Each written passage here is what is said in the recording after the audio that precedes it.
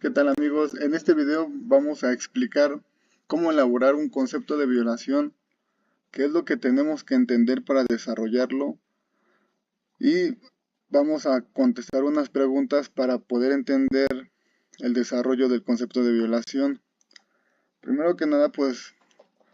vamos a tener una estructura de la base o un método que vamos a aplicar, de cómo se aplicó el fundamento y si se aplicó correctamente o incorrectamente. Entonces, lo que nosotros, por ejemplo, lo vamos a hacer con el ejemplo que venimos manejando, este, tenemos que tener la siguiente, bueno, considerar lo siguiente del acto reclamado. Como es una autorización de uso lúdico y nosotros estamos solicitando el permiso prácticamente o la autorización, al darnos la negativa es un acto unilateral por parte de la autoridad porque no me está dando a mí ninguna oportunidad de explicar o no se está respetando en pocas palabras el debido proceso, en donde en cada proceso pues yo debo de ser escuchado y vencido en cualquier procedimiento, así ya sean internos. Muchas veces los juzgadores no toman eso en consideración, pero aquí no vamos a debatir esa parte de la ley de a quién le toca legislar o no, y únicamente pues nos vamos a, a desarrollarlo. La ley que se trata de impugnar pues es una ley autoaplicativa, es decir que con su entrada en vigor, como se dice, con su entrada en vigor pues se aplica y en ese caso pues es parte del fundamento que nos da la autoridad del por qué se nos está dando la negativa de esa autorización. También pues los artículos que nosotros tratamos de impugnar pues son los aquí ya señalados y obviamente pues las autoridades responsables o las autoridades que nosotros ubicamos pues es el Congreso de la Unión y el presidente constitucional. Como ordenadoras, ya como ejecutoras pues son las que son parte de la COFEPRIS, que son las que otorgan la autorización, pero pues en como nada más vamos a desarrollar, no nos estamos, cuando nosotros señalamos autoridades responsables nos referimos a todas, pero como en este ejemplo vamos a tratar de explicar el por qué se señalan a estas autoridades como parte del acto reclamado, pues se tiene que especificar. Y pues los artículos que nosotros consideramos que no se están señalando o no se están considerando, como es el artículo 235 bis,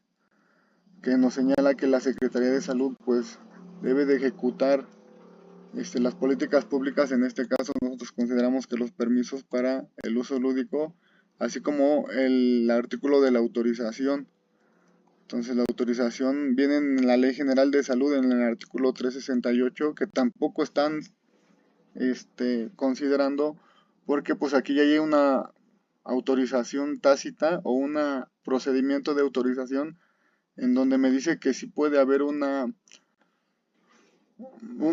resolución con sentido afirmativo en el que me dé, sin necesidad de yo acudir al juicio de garantías, el permiso del uso lúdico, pero en nuestra resolución estos dos artículos no los están considerando, únicamente están considerando estos artículos en donde pues se da una negativa, digamos unilateral, y las normas constitucionales que nosotros consideramos que se violan pues es el artículo primero, el 14 y el 16 constitucional. Para que no nos perdamos, pues vamos a copiar el acto reclamado, que en este caso sería la autorización que se está negando,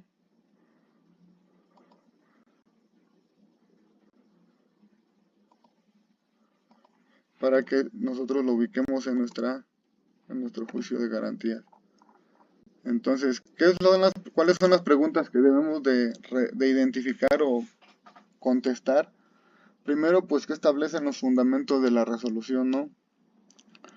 ¿Qué es?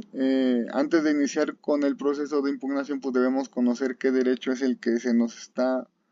pretendiendo, que nosotros pretendemos que se aplique y luego se nos está inaplicando,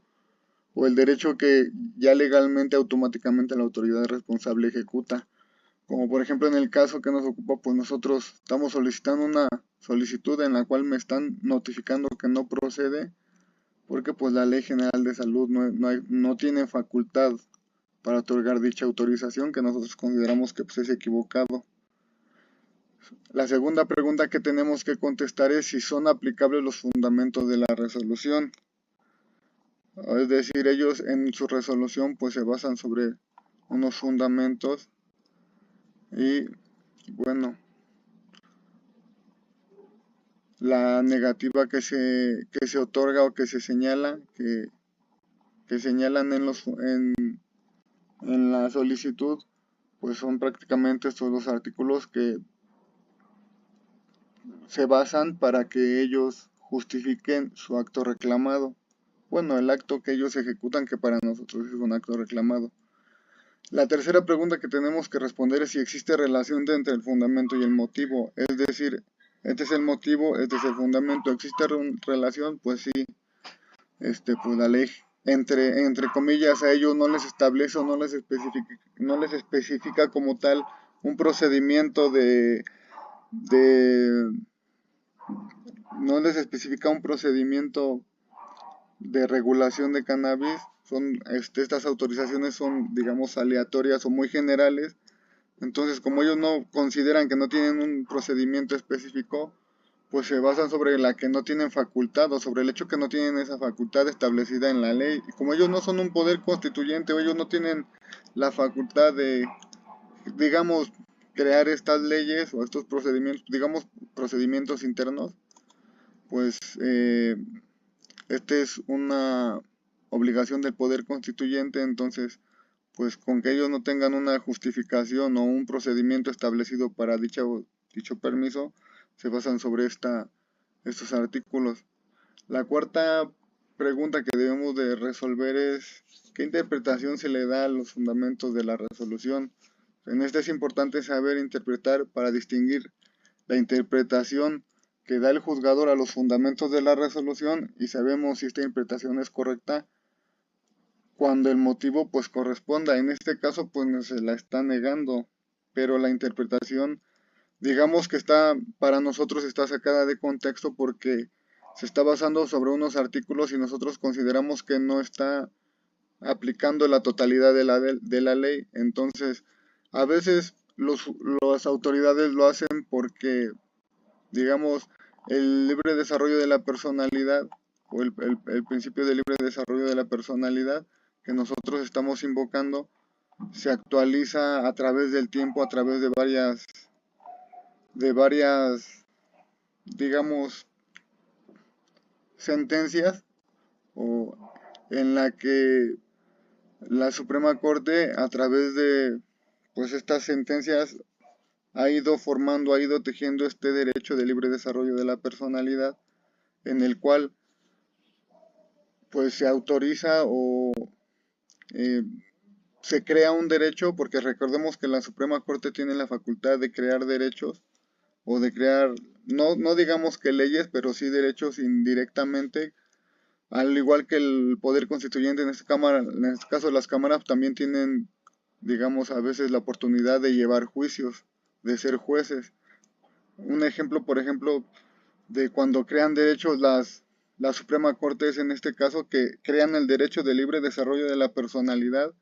pero se va tejiendo a través del tiempo, a través de varias, digamos, sentencias y jurisprudencias que van ayudando al tejido de este derecho. De hecho, el origen del libre desarrollo de la personalidad, pues es una reasignación sexual de, digamos, derechos de ese sector en específico. Ellos fueron los que le empezaron a dar forma a este derecho de libre desarrollo de la personalidad y después se llegó a consumar con el uso lúdico de la marihuana y la interpretación del embarazo. Entonces, estas tesis muy importantes que nosotros estamos citando, que nosotros ubicamos, pues son lo que le dan el derecho que nosotros estamos invocando, que no existía antes, que no existía cuando estaban estos artículos y que por eso también la autoridad tiene todo el derecho de decir, pues yo considero que no se actualiza porque este derecho, recordemos que ellos se basan mucho en la literalidad de la ley y siempre te van a decir en un tribunal o en un juzgado, es que si no viene en la ley yo no te lo puedo ejecutar porque no es algo escrito, no es derecho subjetivo ni objetivo. Entonces, pero no consideran que la Suprema Corte a su vez tiene una segunda función, aunque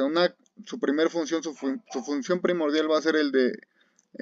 dar justicia, pero su segunda función, dentro de esa justicia que emana de este poder, su segunda función siempre va a ser el de crear derechos. Indirectamente se crean derechos, como este de libre desarrollo de la personalidad. Tenemos más, pero para no alargar tanto el video, nos concentramos en este. Se crea este derecho indirectamente, que obviamente no viene establecido en una norma constitucional, pero indirectamente se da por entendido que en el primero constitucional, pues, se accede a este libre desarrollo de la personalidad, pues obviamente ya con todo el catálogo, con las,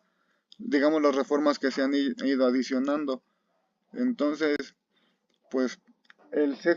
la sexta pregunta que nosotros tendríamos que responder es sobre si la interpretación que se le da a los fundamentos de la ley secundaria pues es acorde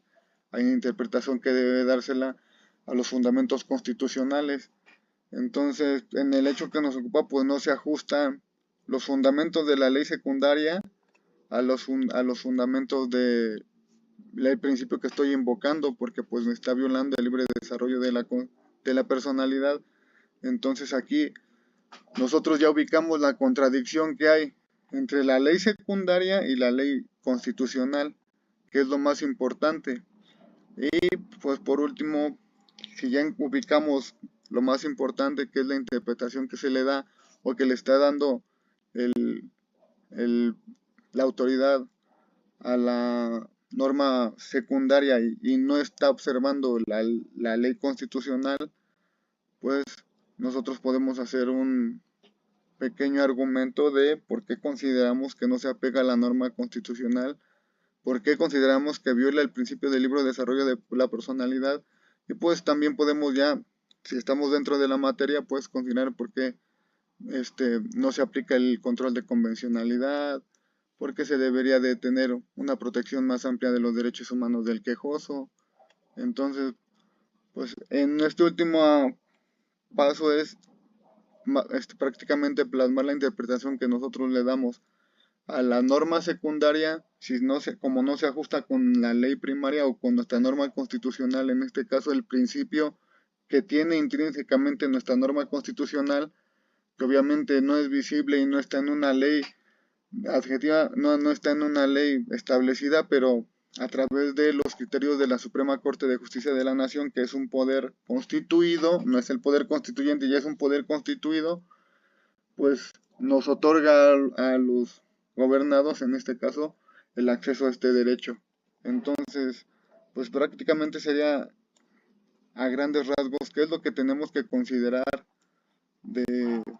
un concepto de violación y los fundamentos que nosotros podemos invocar, así como las tesis y jurisprudencias, para que indirectamente podamos convocar un derecho creado por un poder diferente y que este derecho nos pueda aplicar para que se nos pueda otorgar, digamos,